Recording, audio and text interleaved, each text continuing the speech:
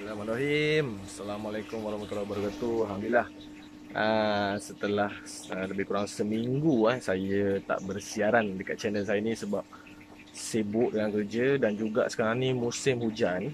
Jadi tak berapa ada masa lah, tak berapa boleh meluangkan masa untuk buat konten. Tapi insyaAllah hari ni saya sempat petang ni saya tengok cuaca agak mendung sikit tapi masih sempat lagi nak buat satu video.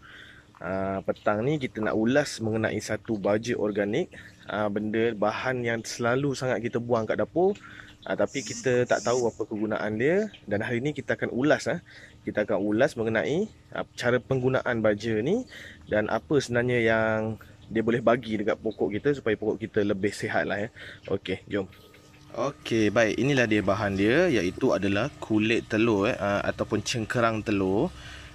Dan ini sentiasa kita buang kan, betul lah kan. Kalau kita goreng telur, benda ni yang orang cakap makanan segera lah. Memang setiap rumah wajib ada ni, dan selalu kita buang je kulit dia ni tanpa kita tahu apa dia khasiat dia. Mungkin ramai juga yang dah tahu khasiat kulit telur ni pada tumbuhan, tapi mereka tidak mengamalkan, tidak digunakan dengan cara yang betul. Baik, kalau korang semua boleh nampak dekat sini, kulit telur ni adalah kulit telur yang baru lah Untuk pengetahuan korang, kulit telur, cengkerang telur ni sangat kaya dengan kandungan kalsium. Baik, kandungan kalsium ni bagus untuk buah, batang pokok dan juga akar pokok lah. Ia sangat bagus dan ia akan merangsang pertumbuhan buah. Seterusnya, yang paling bagus sekali jika pada pokok cili, ianya akan mengurangkan penyakit kerinting kerana pokok akan lebih tahan penyakit. Okey, sebenarnya ada banyak versi kalau korang sendiri tengok pun dekat YouTube, dekat channel-channel YouTube pertanian, dan mungkin daripada negara Indonesia atau daripada negara kita sendiri Malaysia, kita akan nampak banyak versi cara orang gunakan kulit telur ni. Ada yang hanya dia pecah-pecahkan dia pecah-pecahkan macam ni. Okey, kemudian dia akan tabur dekat keliling pokok ni lah. Okey, dia akan tabur keliling pokok macam ni. Ada juga yang blender, ada yang campur dengan air kan. Okey, jadi cara saya gunakan adalah, benda pertama sekali yang kita perlu buat adalah jemur dulu Okey, kalau nampak tak, lalat pun datang sebab yalah saya ambil ni daripada bekas sampah.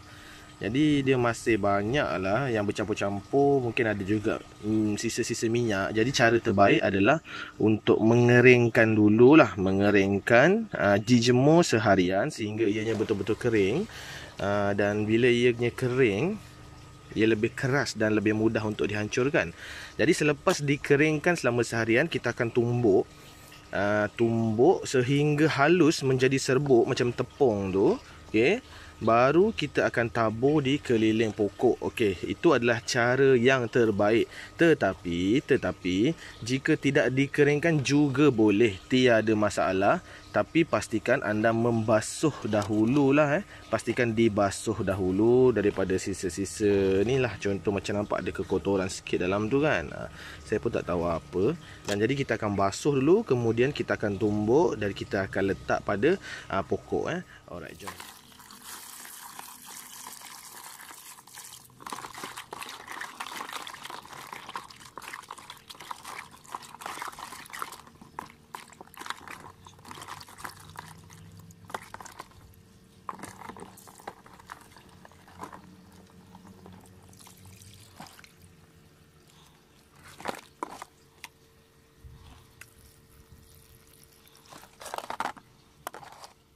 Okey, jadi sekarang saya dah pun selesai membasuh kulit telur ni ataupun cengkerang telur. Okey, jadi step seterusnya kita akan tumbuk sehingga hancur lah. Tak ada masalah, nak tumbuk guna lesung batu pun boleh, korang nak blender pun boleh, tak ada masalah. Sama je. Dan juga lagi satu, bukan semestinya kulit telur bukan semestinya kulit telur, boleh juga maksud saya bukan semestinya kulit telur ayam. Okey, boleh juga digunakan kulit telur itik ataupun telur burung, tak ada masalah. Sebab di dalam cengkerang telur ni 90% kandungannya adalah kalsium hampir 90% adalah kalsium. Dan ianya memang sangat bagus lah untuk tumbuhan. Okey. Alright, jadi kita akan tumbuk dulu dan kita akan tengok cara kita nak tabur tu nanti. Alright. Okey, baik. Jadi inilah adalah cengkerang telur yang saya dah tumbuk pakai kayu tadi. Saya hancurkan macam ni je. Okey, nampak sehalus ni. Sebenarnya lebih elok, lebih halus lebih elok lah. Jadi yang terbaik kita gunakan blender. Gunakan blender pun boleh, tapi kalau rajin nak tumbuk pakai lesung batu ke macam mana, ikut terpulang korang lah. Tapi kerana saya tak jemur kulit telur ni tadi, jadi dia agak sedikit kebasahan lah. Jadi dia agak melekat macam ni. Jadi tak ada masalah sebenarnya, boleh juga. Okey, dan seterusnya cara penggunaan daripada pokok. Okey, sekarang kat depan saya ni saya ada pokok cili yang saya tanam. Ni pokok cili api dan alhamdulillah, kalau korang boleh nampak, dia dah mula mengeluarkan putik bunga dan insya-Allah tak lama lagi akan mula berbuah lah. Okey, dah nampak sihat pokok ni, boleh dikatakan sihat. Yang ini pokok cili kampung. Okey, tapi sebab hujan, angin agak kuat, angin agak kencang lah di kampung saya, dan tumbang. Saya tahan pakai batu kat sini.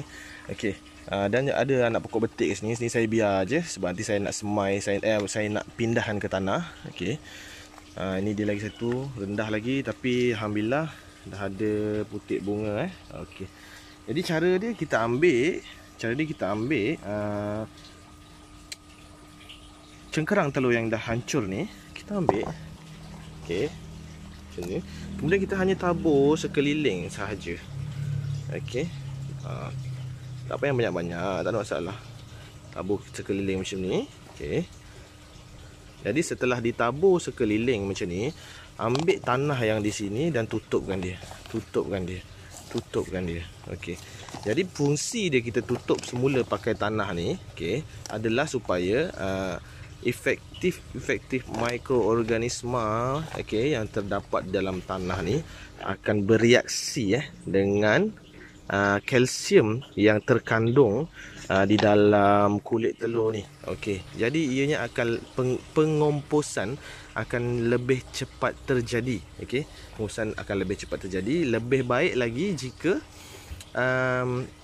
sebelum menanam, medium tanaman ni macam tanah ni kita campur dengan kulit telur ni. Okey, sebab kita boleh cakap kulit telur ni adalah antara salah satu fungsi terbaik dia. Ia boleh menaikkan pH tanah.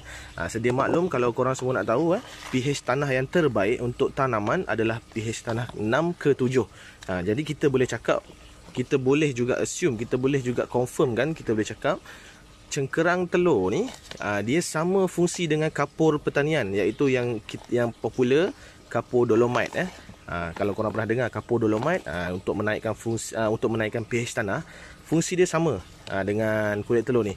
Jadi bila pH tanah tu cantik 6 ke 7, jadi mikroorganisma mikroorganisma ataupun mikrob yang berada dalam tanah tu boleh hidup sihat. Jadi bila dia boleh hidup sihat, pengomposan baja, pengomposan nutrien di dalam tanah akan dapat diserap sepenuhnya oleh pokok. Jadi pokok akan lebih sihat lah. Yang terutama pokok lebih sihat dan batang lebih kuat. Okey, okey. Jadi ini adalah antara pokok cili saya.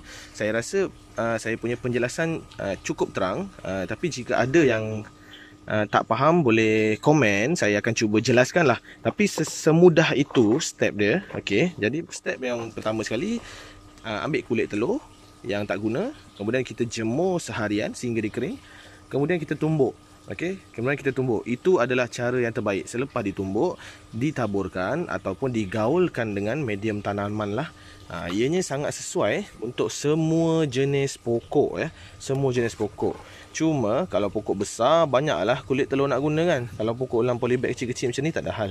Okey. Jadi kalau nak cerita pasal kekerapan pembajaan ni, okey, kekerapan berapa banyak kali nak tabur, berapa banyak kali seminggu, berapa hari seminggu, berapa kali sebulan. Okey. Jadi yang terbaik bila korang nampak je dalam media tanaman ni dah tak ada lagi putih-putih cengkerang telur ni, contoh apabila cukup, biasanya dalam masa sebulan atau 2 bulan dia akan kompos. Okey, bila dah tak ada lagi putih-putih macam ni, boleh letak. Okey, jadi yang terbaik sekurang-kurangnya sebulan sekali. Tapi jika berlebihan pun tiada masalah sebenarnya. Jika berlebihan tak ada masalah sebab cengkar kalsium ni adalah salah satu zat di dalam baja yang tidak berapa menjejaskan pokok jika ianya terlebih beri. Ianya tidak seperti baja kimia. Kalau baja kimia kita terlebih sikit pun tak boleh, dia akan menjejaskan pokok. Okey.